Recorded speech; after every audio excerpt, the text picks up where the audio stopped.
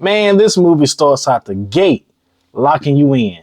From the action, from the visuals, the cinematography, everything. This movie has a total package. Let's talk about it.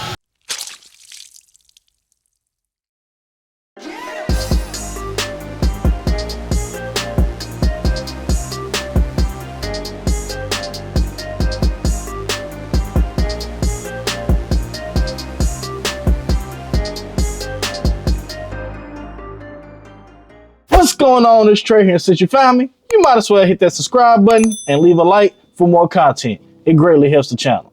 Today, I'm going to be talking about Predator Badlands, released in 2025. Predator Badlands, directed by David Trachtenberg, is a new sci-fi action based on the previous franchise, Predator. And Predator Badlands is based upon a predator from the Yautja tribe, and he is cast out of his clan. When the alien hunter and the unlikely ally decide to embark on a treacherous journey in search of the most ultimate adversary. And in this movie, right from the opening frame, Predator Badlands wastes no time at all, throwing you into the fight. We meet two Yautja brothers, Kwei and Dek, and upon the first frame, you can clearly see that Dek is the underdog. He's not the biggest, the smartest, the strongest, and his clan treats him like a bird. To them, he's weak, but to us, the audience, he's the one worth rooting for. Facing death from his own people, Dek's only chance to prove himself is to take on an impossible mission, and that is flee to the planet Genna and kill an unkillable beast called the Kalisk. The setup alone had me locked in because it makes you want him to win. You want to see him climb out of the shadows that he's been thrown in by his clan and family members. And once he arrives on the planet Genna, the movie goes full throttle. The visuals, the atmosphere, the constant sense of danger, this planet feels alive, hostile, and ready to kill anything that moves. On the planet, there are creatures everywhere, and each one is more vicious than the last. Even if you were born there, you probably wouldn't even survive it. That's just how intense this ecosystem is. The cinematography on Genna and in this film is amazing.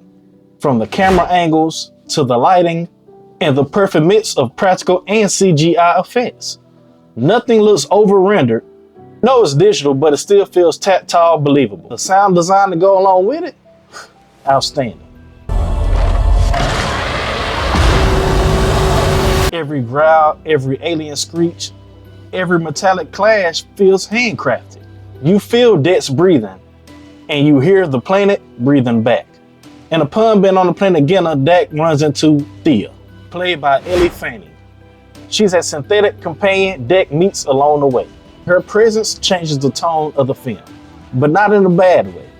Her intelligence and humor cuts through his quiet, brooding energy, and it just works. Their dynamic brings warmth to a cold, brutal world. Dek also speaks Yautjanese.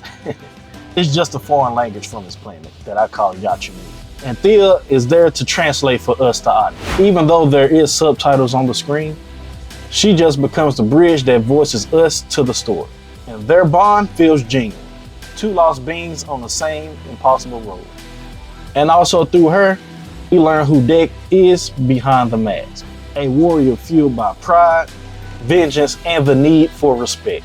And that's what this movie gets right. It's not just about hunting or being hunted. It's about worth. The story works because it respects what mythos made Predator great. The code of the hunt, the hierarchy, the obsession with proven dominance. While giving us a fresh take that humanizes a creature we've always seen as the monster. It's his story this time. And shout out to Dan Trachtenberg who stuck with the tone. He nailed it.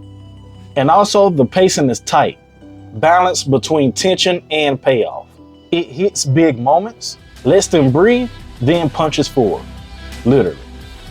When the movie does decide to slow down, it feels intentional, giving you time to take in what's happening and not just being filler. Now, the fun part. The action, man, this thing is loaded. Explosions, alien blood, hand-to-hand combat, and that signature Predator weapon choreography. Dek might be considered the weakest of his clan, but his grit, fight IQ, and sheer survival instincts makes him one of the most dangerous ones we've seen on screen. The fight scenes are choreographed with precision that you feel every strike. And at times, I even forgot this movie was rated PG-13 because it pushes the rating as far as it goes. And that's what's incredible. Now, does it have its flaws? Sure, but nothing major. Some other CGI creature designs do kind of dip in quality, especially in some of the wide shots. A few of the story threads do feel slightly loose, like they're dangling for setup rather than payoff. But honestly, those could be planting a seed for a sequel, so I don't mind it too much. But overall, Predator Badlands is everything I wanted it to be, and then some.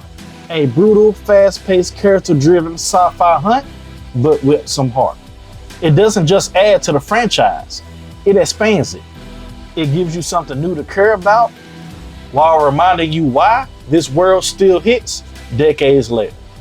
So, the rating I would have to give Predator Badlands, I'm tinkering between an 8 and an 8.5 out of 10. I might have to go watch it one more time to fully solidify it, but right now, I'm gonna give it an 8 to an 8.5. But if you haven't seen Predator Badlands, what are you doing? Stop what you're doing, go watch it. You will not be disappointed, I promise you. But yeah, if you have seen it, let me know what you think in the comments below. And if you made it this far into the video, I greatly appreciate you. But if you haven't already, if you could, please subscribe and leave a like on your way out. It greatly helps the channel. But be sure to follow for any more movie news, reviews, or anything of that nature, because it's possible. If you've seen it, I've seen it too.